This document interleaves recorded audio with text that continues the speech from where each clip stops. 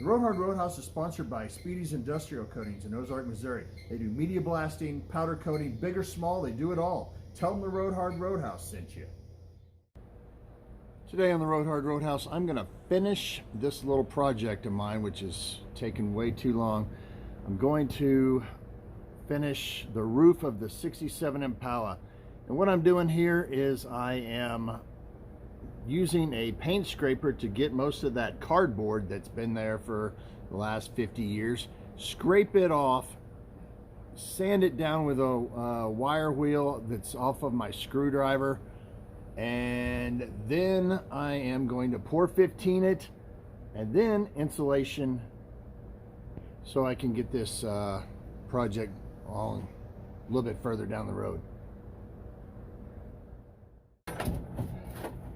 This tool right here, it's a painter's type tool, works out really well with this, really well. It's been taking a lot of this stuff off.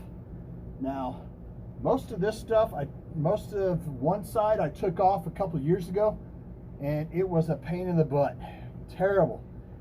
This has made it a lot faster this year, and I've almost got it all off up here. But you're gonna still have some that's underneath these center joists, like right here. There's still cardboard up underneath there. So I'm using the pointed side to try to get a lot of that out. And it's working pretty good, but it's not working great. So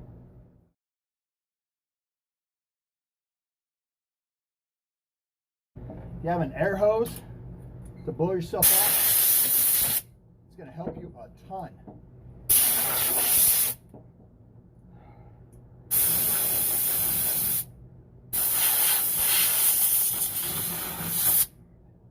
You know what? I brought safety goggles out here for a reason. I think I'm going to use them.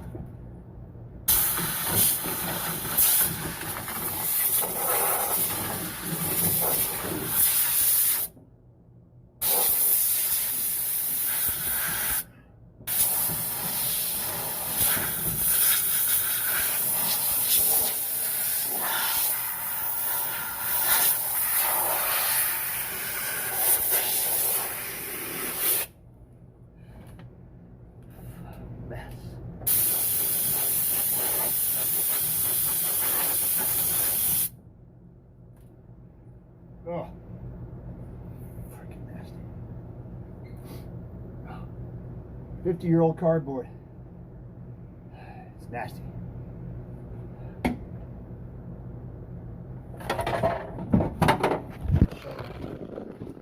little bit, see if I can get you to where you can see this a little bit better.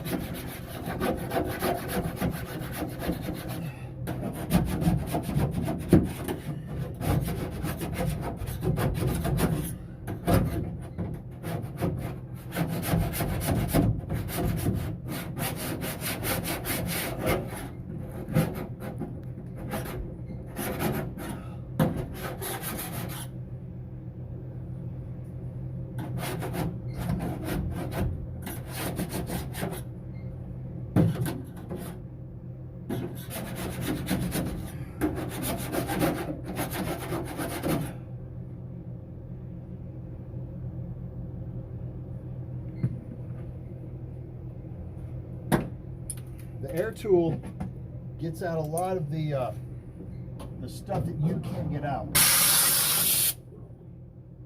Goggles again.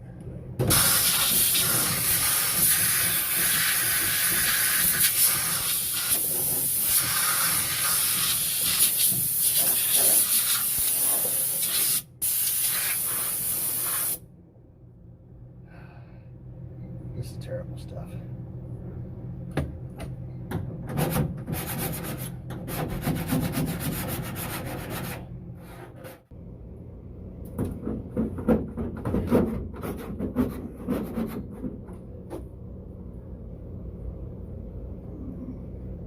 Now, I told you on these videos a long time ago on this Impala that I was going to show you a step-by-step process.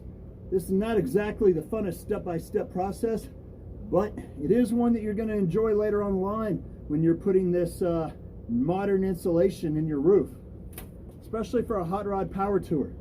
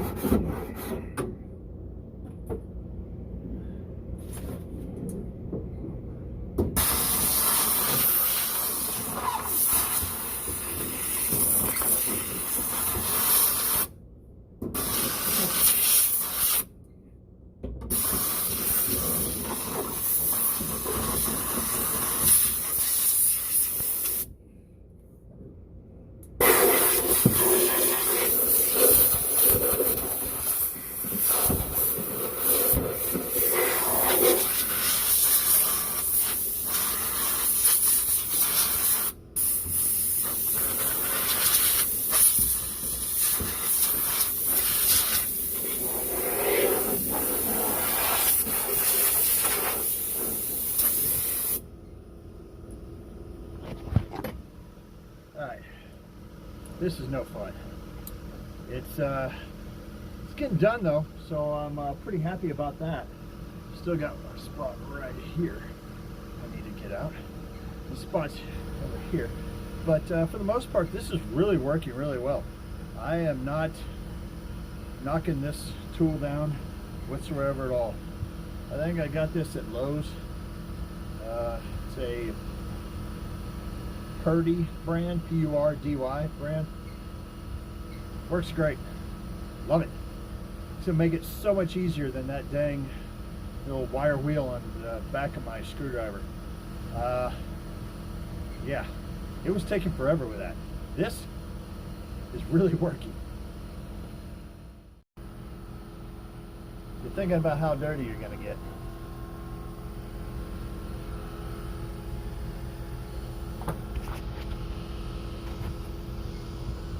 It's a mess.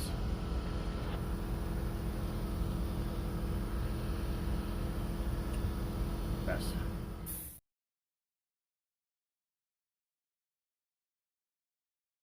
As far as Port 15 goes, this is on my fiance's Scout, and we did the floor after Shaker Racing fabricated new floors for it. And this stuff is great. Now what it does is when it gets on you, I've still got a little bit there, it will not come off until it wears off or it decides it wants to come off. And what it does is it forms a hard shell on top of your metal. Now this was brand new metal, and I went ahead and sanded it down a little bit so it'd have a scoring place to hold. And then I went ahead and put the Port 15 on. And as you can see, I went up right up the toe line up there. And back here, this is for the suicide seat type thing. Now this right here is the original suicide seat bracing and the mount.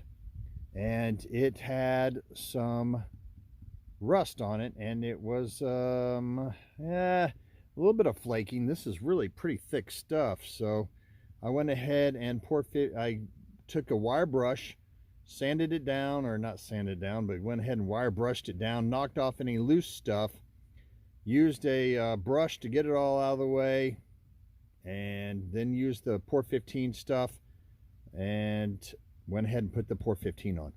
So this stuff is really great. Now it's not as smooth as what you've seen on the bottom side of the Impala, but this stuff is not going to rust. The rust isn't going to creep. What I mean by creep is, you know, if there's rust here and there's not over here, it's not going to move underneath this Port 15. It's not going to do that. That's what creeping means. No, it will not do that. I've got a lot of projects that I did with Port 15, and you can go to my playlists and find them, and I love the snot out of Port 15.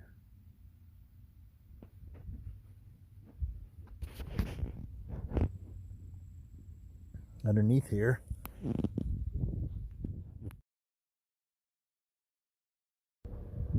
okay, here we go. I've lost a lot of film lately, so I just wanted to show you. I lost all the Port 15 video, and if you can see, that is some shiny stuff right there. See in the light, some good stuff. Love Port 15. Then I went ahead and put the Kilmat on. There's a few spots I need to, like right up there, I need to finish, but what I'm going to do is I'm going to take extra pieces from the floor. I want to get as far on the floor as possible, so I haven't done the floor yet. All right, as far as these braces here go for the headliner, I Port 15 them as well, and we'll see how that goes. All right, I worked on the floor just a little bit, and I want to tell you why I like this Kilmat. This Kilmat, like say for instance right here, it stretches just a little bit to where you're able to make these curves and still keep a straight line. I am very pleased with it so far. It rated better than Dynamat, so that's why I bought it, but this Kilmat stretches a little bit more, and I've used some other stuff besides this in a 79 Ford pickup truck that I built, and it cut me to shreds. Now I would still recommend using gloves for this, but this stuff, I'm very happy with the installation process. Now I've still got places to go on it to clean it up a little bit, and I still got to tape the seams. Make sure you tape this heat foil type tape product. I'll show you which one I'm using here in a little bit, but this stuff I'm very pleased with. Very, very pleased with. Goes on really easy over my Port 15. This Port 15's been on here for about, I don't know, a year and a half inside this cab of this Impala, and it's been abused, I guess, with all the wiring and everything of the car. So it's been, yeah, so it's not been used lightly. Thrown parts and stuff inside here, so it may not, I don't even know if I used the shiny stuff on this because I didn't really need it, but it's really going well on the inside of this car, sticking to the port 15.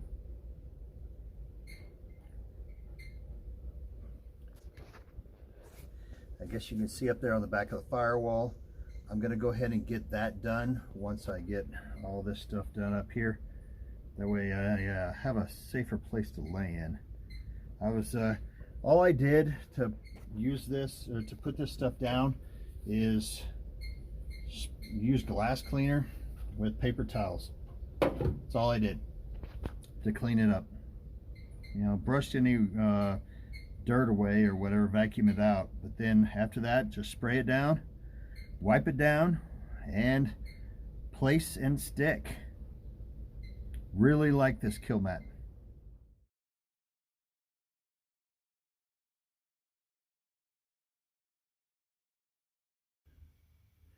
Here's what I used.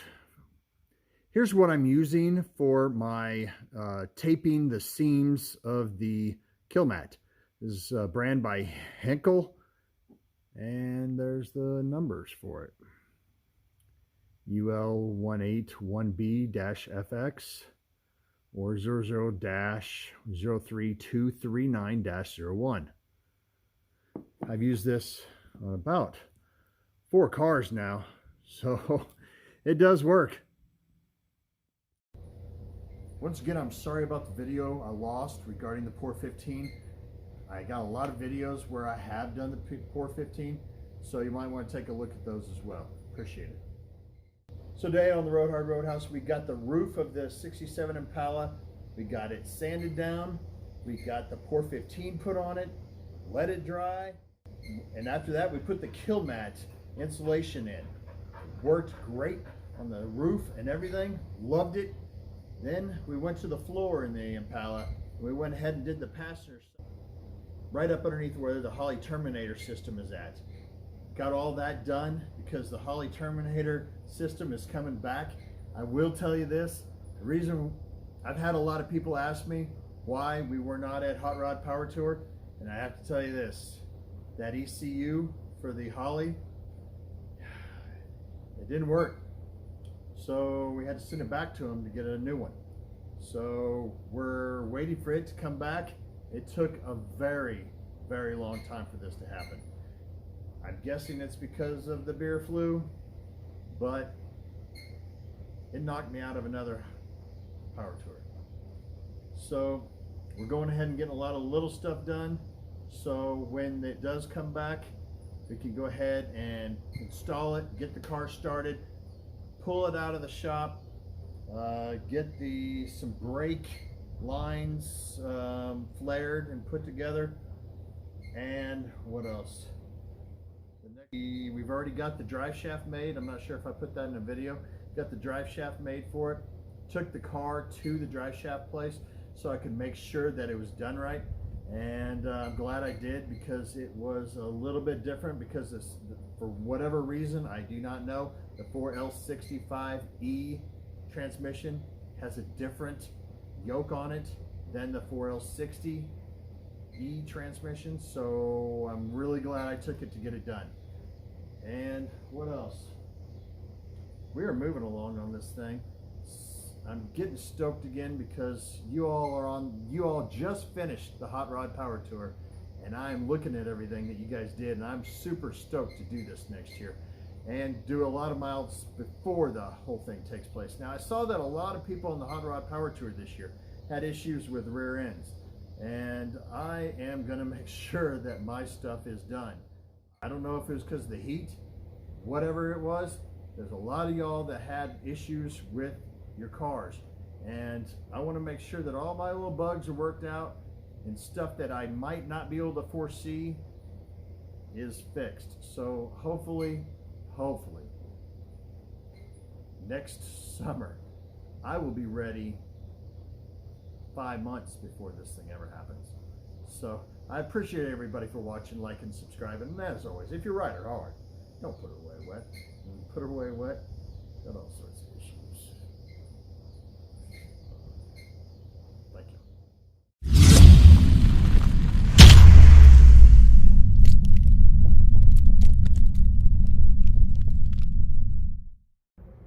Did I say you're gonna get dirty? Yeah, I said you're gonna get dirty. Another little campfire here at the Roadhouse. 20-foot tall flames. There's a bigger fire pit over there.